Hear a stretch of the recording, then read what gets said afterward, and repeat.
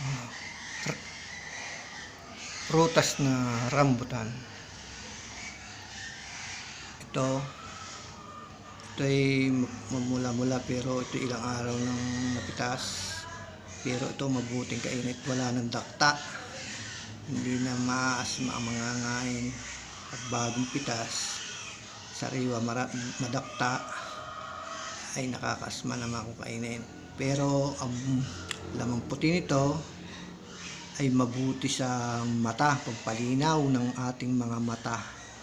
Kaya kung nanlalabo ang mata, pag panahon ng rambutan, mga ilagi nito para luminaw ang mata, para lagi ng masaya ang paligid.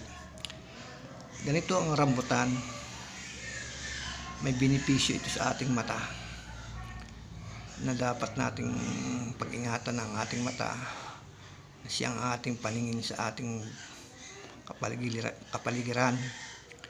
At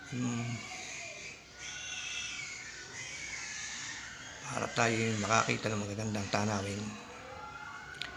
Ito pinakikita ko ang rambutang ito. Pero ito pag bagong pitas, mapula-pula.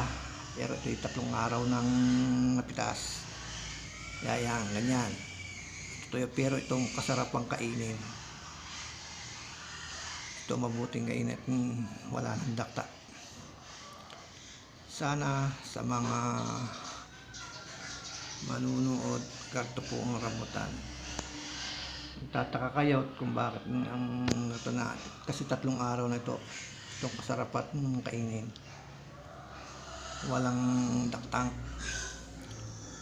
Daktay nakakaasma naman.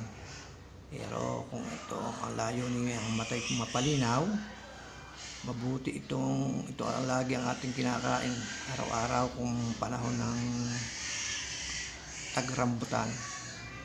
Sana sa mga manunood,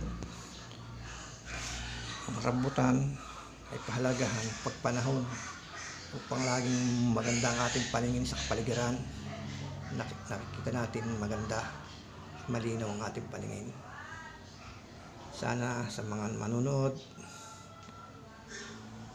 ang rambutan ay pahalagahan kapag panahon ng tagrambutan, upang sa bawat pangangain natin, ang katumbas nito ay makakalinaw ng ating paningin.